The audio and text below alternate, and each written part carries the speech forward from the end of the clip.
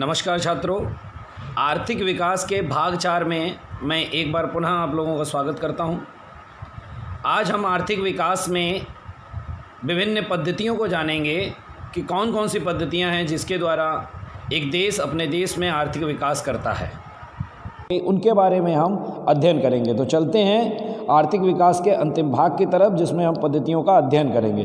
पद्धतियां जो है सामान्य तौर पर जो है वो दो प्रकार की होती हैं। एक बाजार पद्धति होती है, ठीक है, जिसे मार्केट सिस्टम कहा जाता है, और एक समाजवादी पद्धति होती है जो कि हम एक तरीके से पब्लिक सिस्टम भी कह सकते हैं, सोशल सिस्टम भी कह सकते हैं। ये दो चीज़ें हैं, ठीक है। तो दो पद्धतियां हैं। बाजार पद्धति में जो भी संसाधनों का बंटवारा किया जाता है वो किया जाता है लाभ के आधार पर। इसमें सरकार का हस्तक्षेप नहीं होता है। इसमें केवल उन वस्तुओं का उत्पादन किया जाता है जिन वस्तुओं से अधिक उत्पादन करने वाले फर्म को या उत्पादन करने वाले जो भी लोग हैं उनको लाभ प्राप्त हो पाता है। उन चीज़ों का उत्पादन सबसे ज़्यादा इसमें किया जाता है। वहीं इसके विपरीत अगर देखते हैं तो समाजवादी पद्धति में क्या होता है, इसमें सरकार का हस्तक्षेप रहता है और इसमें उन वस्तुओं को उत्पादित किया जाता है जिन वस्तुओं के उत्पादन से सबसे अधिक लोगों का कल्याण हो सके, सबसे अधिक लाभ जो है वो लोगों को अधिक से अधिक पहुंच पाए। इस तरीके की चीज़ों का उत्पादन किया जाता है किसमें, समाजवादी पद्धति में। तो दोनों पद्धतियों के बारे में चलिए विस्तार से समझते हैं। पहले लेते हैं बाजार पद्धति को। बाजार पद्धति के बारे में अगर हम कहें तो बाजार पद्धति को पूंजीवादी पद्धति भी कहा जाता है।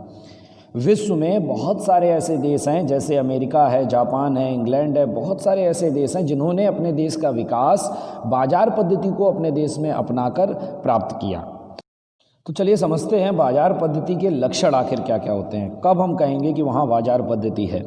तो पहला पॉइंट देखो इसमें दिया गया है, उत्पादन के साधनों की मालिकी व्यक्तिगत या निजी होती है। यानी कहने का मतलब ये है कि क्या उत्पादन करना है, कितना मात्रा में उत्पादन करना है, ये जो अधिकार होते हैं निर्णय लेने के, वो किसके पास होते हैं, व्यक्तिगत एक व्यक्ति के पास होते हैं या कुछ लोगों के समूह के पास होते हैं। यहाँ पर सरकार का कोई हस्तक्षेप नहीं पाया जाता। दूसरा पॉइंट यहाँ दिया गया है, बाजार पद्धति में आर्थिक प्रवृत्ति के केंद्र में लाभ होता है। यानी बाजार पद्धति में केवल उन वस्तुओं का उत्पादन किया जाता है जिन वस्तुओं के उत्पादन से उत्पादनकर्ता को क्या होता है, सबसे ज़्यादा लाभ प्राप्त होता है। यह उन वस्तुओं का उत्पादन नहीं करते जिन वस्तुओं से उन्हें लाभ प्राप्त नहीं होता है। चलिए तीसरा पॉइंट देखते हैं, ग्राहकों को पसंदगी करने के विशाल अवसर मिलते हैं। कहने का मतलब क्या है कि यहाँ पर एक ही वस्तु का उत्पादन अलग अलग लोग करते हैं, सामान जैसी वस्तुओं का।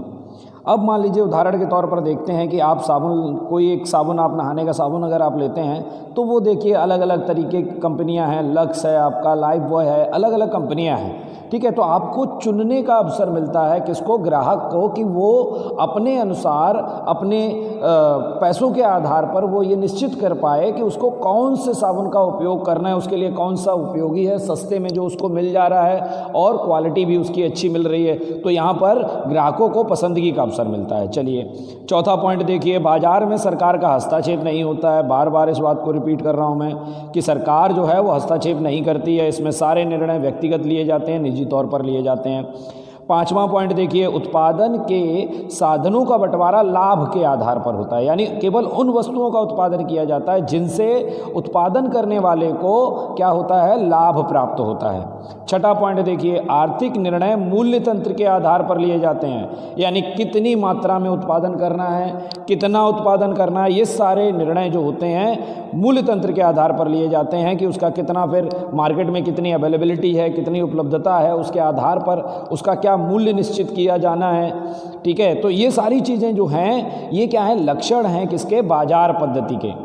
नेक्स्ट पॉइंट देखते हैं, उत्पादन के साधनों का अधिकतम व कार्यक्षम उपयोग किया जाता है। यानी उत्पादन के जो भी साधन हैं उनको अधिक से अधिक क्या किया जाता है, उपयोग में लाया जाता है, जिससे कि अधिक उत्पादन किया जा सके। नेक्स्ट पॉइंट देखते हैं, अधिकतम उत्पादन प्राप्त किया जा सकता है। यहाँ पर क्या होता है कि ये संसाधनों का इस प्रकार उपयोग करते हैं कि वो उत्पादन को अधिक से अधिक प्राप्त करने की कोशिश करते हैं। नेक्स्ट पॉइंट देखते हैं, अर्थतंत्र में सतत नए संशोधन होते रहते हैं जिसके कारण आर्थिक विकास को गति मिलती है। बाजार पद्धति में क्या होता है, स्पर्धा होती है, बहुत सारी कंपनियां एक ही प्रोडक्ट को बना रही हैं, तो यहाँ पर हर एक कंपनी चाहती है कि वो दूसरी कंपनियों के विपरीत जाके, अलग जाके क्या हट के अपने ग्राहकों को, उपभोक्ता जो हैं उनको क्या नया दे सकती है। तो इसीलिए क्या है, हमेशा नई नई खोजें होती रहती हैं और उसी में आप लोग देखते हैं नई नई चीज़ें ऐड होती रहती हैं उसी प्रोडक्ट में। नेक्स्ट, स्पर्धा के कारण वस्तु की गुणवत्ता श्रेष्ठ बनती है, यानी एक ही वस्तु को बनाने वाली बहुत सारी कंपनियां हैं बाज़ार में, तो बाज़ार में हर एक कंपनी चाहती है कि केवल उसी के द्वारा उत्पादित किया गया वह वस्तु क्या हो, आपका मार्केट में बिके। चलिए अब देखते हैं बाज़ार पद्धति की क्या क्या कमियां होती हैं। तो इसमें देखो, पहला प्रश्न जो दिया गया है उसमें दिया गया है कि विलासिता की जो वस्तुएं हैं उनका उत्पादन अधिक होता है और प्राथमिक आवश्यकताओं की वस्तुओं का उत्पादन घट जाता है। तो बाज़ार पद्धति में ये एक बहुत बड़ी परेशानी है, बहुत बड़ी कमी है, जिसमें क्या है कि केवल उन्हीं वस्तुओं का उत्पादन किया जाता है जिसमें कंपनी को सबसे अधिक लाभ प्राप्त होता है। छोटी वस्तुएं जो उत्पादित, जो प्राथमिक वस्तुएं जो दी गई हैं उनको क्या है, उत्पादन नहीं किया जाता। जैसे सुई है, ये प्राथमिक में आप कहा जाता है, इसका इतना अधिक नहीं होगा उत्पादन, जबकि बड़ी बड़ी मशीनें, उनको मार्केट में उनकी बिक्री से कंपनी को बहुत बड़ा लाभ होता है। तो यहाँ पर क्या होता है, आपकी विलासिता की बहुत सारी चीज़ें जो हैं, जो अमीर लोगों के लिए हैं, उनका क्या है उत्पादन किया जाता है। गरीब व्यक्तियों की जो वस्तुएं होती हैं उनका उत्पादन कम किया जाता है। नेक्स्ट पॉइंट देखते हैं, राज्य की कोई भी नीति विषयक भूमिका न होने से प्राकृतिक संपत्ति का अपव्यय होता है। यानी आप लोगों ने पहले ही पढ़ा था कि बाजार पद्धति में सरकार का कोई हस्तक्षेप नहीं होता है, और जब सरकार हस्तक्षेप नहीं करती है तो प्राइवेट कंपनियां जितनी भी हैं या उनके जो भी मालिक हैं वो क्या करते हैं, कच्चे माल के लिए, यानी जिन वस्तुओं का उत्पादन करना है उनके लिए रॉ मटेरियल चाहिए, कच्चा माल चाहिए, उस कच्चे माल से ही उन चीज़ों का, वस्तुओं का उत्पादन करना है, तो वो क्या करते हैं, प्राकृतिक संपत्ति का हनन करना स्टार्ट कर देते हैं। अधिक से अधिक मात्रा में क्या करते हैं, उन चीज़ों का उपयोग करना स्टार्ट कर देते हैं। तो इससे क्या होता है, प्राकृतिक संपत्ति का अपव्यय होता है, जिससे प्रकृति को काफ़ी ज़्यादा नुकसान पहुँचता है। चलिए नेक्स्ट पॉइंट देखते हैं, ग्राहक को बाजार के विषय में अज्ञानता होने से उसका शोषण होता है। बाजार में एक ही वस्तु का उत्पादन करने वाली बहुत सारी क्या होती हैं, आपकी कंपनियां होती हैं, मैंने बताया था बाजार पद्धति में। तो क्या होता है, ऐसे में ग्राहक को ज्ञान नहीं होता है कि वो किस वस्तु को खरीदे, ठीक है, क्योंकि उसकी गुणवत्ता कितनी है उसको नहीं पता है। एक ही वस्तु का उत्पादन बहुत सारी कंपनियां कर रही हैं, तो ऐसे में क्या होता है, वो कई बार ठग जाता है। कहते हैं उसको पैसे, जितने वो पैसे देता है उतनी गुणवत्ता वाली वस्तु उसको प्राप्त नहीं होती है, तो शोषण हो जाता है उसका।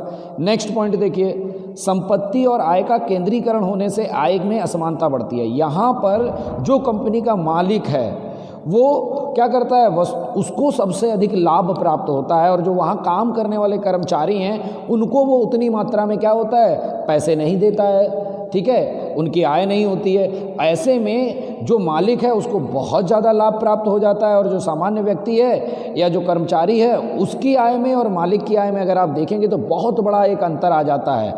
बाजार पद्धति में क्या होता है, जो ऑनर होते हैं उनको अधिक लाभ प्राप्त होता है।